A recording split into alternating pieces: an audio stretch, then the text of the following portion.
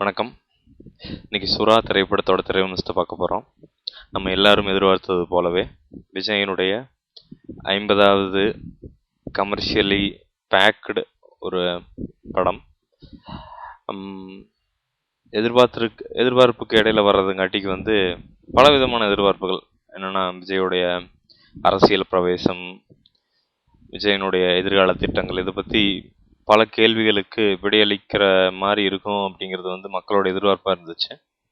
அது சில விடைகளை விஜய் இந்த படத்தில் கூறியிருக்கிறார். ஒரு மீனவ குப்பம், யாழ் நகர் அப்படிங்கிற ஒரு மீனவ குப்பத்தில் பிறந்து வளர்ந்து வர்றார் சுறா விஜய் அவர்கள். அந்த மீனவ குப்பம் குடிசைகள் நிறைந்த அந்த மீனவ குப்பத்தை முழுவதும் காங்கிரீட் வீடுகளாக மாற்றி கட்டுவதே அவரோட வாழ்க்கை லட்சியமாக இருக்குது. இதற்கு தடைக்கெல்லாம் வர்றாரு அந்த ஏரியாவோட மந்திரி சமுத்திரராஜன் அப்படின்ட்டு. அவர் டேவ் கில் அப்படிங்கிற அந்த கதாபாத்திரத்தில் நடிச்சிருக்காரு. அந்த மந்திரியினுடைய ஆசை என்னன்னா, அந்த குடிசைகள் எல்லாம் அகற்றிட்டு அங்கே ஒரு பெரிய பொழுதுபோக்கு இடமா மாற்றணும் அப்படிங்கிறது அவருடைய ஆசை. இவங்களுக்கு இடையில நடக்கிற மோதல், வழக்கமான வர கமர்ஷியல் படங்களில் வர மாதிரி இடையில் நடக்கிற மோதல், அதுக்கு இடையில் நடக்கிற பல சம்பவங்கள். விஜய் கூடவே வர்றாரு அம்பர்லாவா வடிவேலு. விஜய் காதலிக்கும் ஒரு அழகான காதலியா வர்றாங்க பூர்ணிமாவா வர்றாங்க தமன்னா. அப்புறம் ஸ்ரீமன் அவர் ஒரு கதாபாத்திரத்தில் வர்றாரு. இன்னும் நிறைய பேர், வெந்நீராடை மூர்த்தி கதாபாத்திரத்தில் வர்றாரு நிறைய பேர். படத்தினுடைய கதை பிளெயின் அண்ட் ஸ்ட்ரைட். எப்படின்னா, வில்லன்களை பழி வாங்கும் ஒரு ஹீரோ, அவர் எப்படி பழி வாங்குறாரு, மக்களின் துணை கொண்டு எப்படி பழி வாங்குறாரு அப்படிங்கிற கதை தான் மொத்த அந்த கதைக்களம். அதை சுற்றி இருக்கிறது தான் கதை. மற்ற கமர்ஷியல், விஜயோட மற்ற கமர்ஷியல் படத்துக்கும் இதுக்கும் என்ன வித்தியாசம் நம்ம பார்க்கலாம் அப்படின்னா, விஜயனுடைய அந்த வசனங்கள் தன்னுடைய அரசியல் பிரவேசத்தை அதை குறிப்பிடுவதா நிறைய இடத்துல அமைஞ்சிருக்கும். நிறைய அளவுக்கு மீறிய பஞ்ச் டைலாக்குகள். அதில் அவருடைய சமூக பார்வையும், அடுத்த அரசியலுக்கு தான் வந்தால் என்ன பண்ணுவார் அப்படிங்கிறத கோடிட்டு காட்டுற மாதிரி இருக்குது.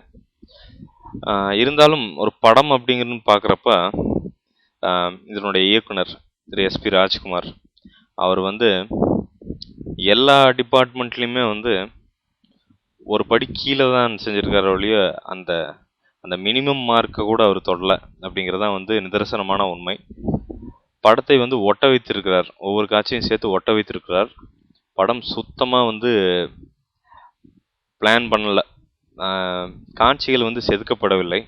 காட்சிகளை எழுதி ஏதோ அவசர அவசரமாக நடித்து கொடுத்தது மாதிரி தோணுது. படத்தினுடைய ஒரே ஆறுதல், 2-3 ஆறுதல் சொல்லலாம். ஒரு ஆறுதல் பாடல்கள், விஜயனுடைய அருமையான நடனம்,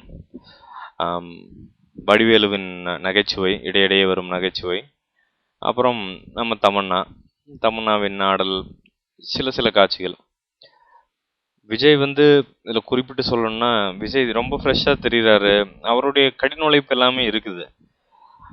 என்னுடைய ஒரே ஆதங்கம் என்னென்னா, விஜய் மாதிரி ஒரு நல்ல நடிகர், நல்லா நடிக்கக்கூடிய ஒரு காதலுக்கு மரியாதை போன்ற பல வெற்றி படங்களை கொடுத்தவர், அவருடைய நடிப்பு திறனை குறைப்பதான் இந்த படம் இருக்குது. இதனுடைய முழு பொறுப்பையும் தவறு நடந்திருக்கிறது இயக்குனர் பக்கம்தான். அந்த இயக்கம், அந்த திரைக்கதை சரியில்லாதங்காட்டிக்கு மற்ற எல்லா டிபார்ட்மெண்ட்டுமே அடிபட்ட மாதிரியே நமக்கு தெரியுது. பாடல்கள் ரொம்ப நல்லா இருந்தாலும், அவருடைய நடனம் அசைவுகள்லாம் சில பாட்டெல்லாம் பார்த்தா ரொம்ப எக்ஸப்ஷனலாக இருந்தாலும், அந்த இயக்கத்தினுடைய தொய்வுங்கிறங்காட்டிக்கு படம் ரொம்ப டல் அடிக்குது. காட்சி அமைப்புகள் பரவாயில்ல, ஒரு சில இடத்துல காட்சி அமைப்புகள் நல்லா பண்ணியிருக்காங்க. மணி சர்மாவின் இசை கேட்கக்கூடியதாகவே இருக்குது, பாடல்கள்லாம் நல்லாவே இருக்குது. ஆனால் பின்னணி இசை வழக்கம் போல் கமர்ஷியல் படத்துக்கான பின்னணி இசை. வில்லனுக்கு தமிழ் பேசவே தெரில. அவரால் அந்த தமிழ் உச்சரிப்புக்கு ஏற்ற மாதிரி அந்த வாய் கூட அவரால் சரியாக அசைக்கல. தயவு செஞ்சு தமிழ் தெரிந்தவர்களை கதாபாத்திரங்களாக போடுங்க, இல்லைன்னா அவங்கள அட்லீஸ்ட் அந்த உச்சரிப்பாவது கரெக்டாக பண்ண சொல்லுங்கள்.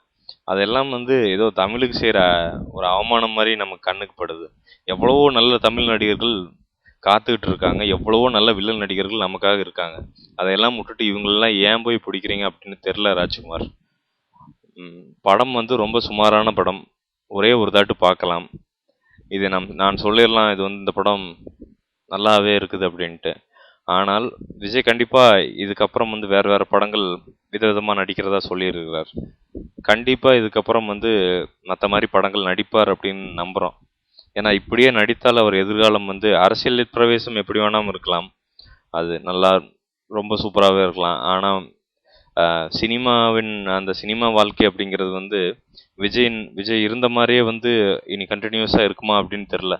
இப்படி படம் நடித்தார்னா அதை தனி கவனம் எடுத்துட்டு வந்து விஜய் அடுத்த படத்துலேருந்து தெளிவாக நடிக்கணும்னு நாங்கள் தாழ்மையோடு வேண்டிக்கிறோம். நன்றி, வணக்கம்.